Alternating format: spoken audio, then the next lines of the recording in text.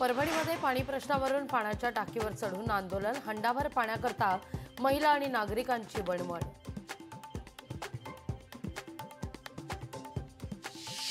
ठाण्याच्या काही भागामध्ये आज आणि उद्या पाणीपुरवठा बंद, पाणी जपून वापरण्याचं आवाहन। देखभाल दुरुस्तीच्या कारणास्तव पाणीपुरवठा बंद।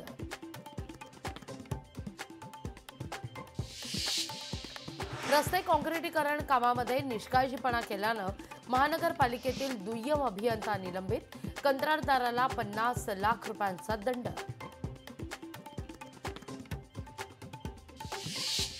नाशिकमध्ये आंतरराष्ट्रीय योग दिनाच्या पार्श्वभूमीवर योगा महोत्सवाचं आयोजन, 50 दिवस अगोदर नाशकात योग महोत्सवाचं आयोजन।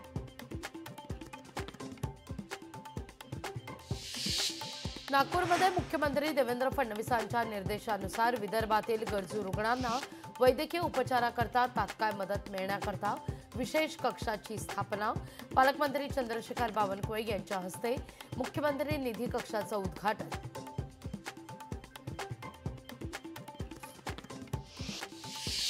रत्नागिरी रेल्वे मार्गावरील रत्नागिरी एमआयडीसी भागामध्ये ट्रॅकवर आढळले 2 तरुणाचे मृतदेह, पोलिसांकडून अधिक तपास जारी।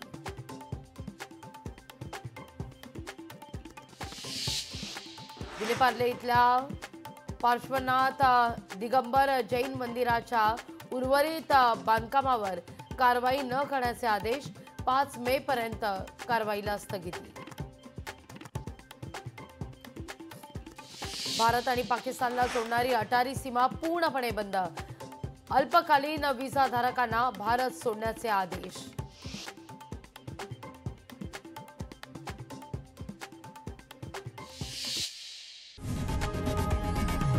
लोकशाही मराठी ऐका, पहा, जागरूक रहा।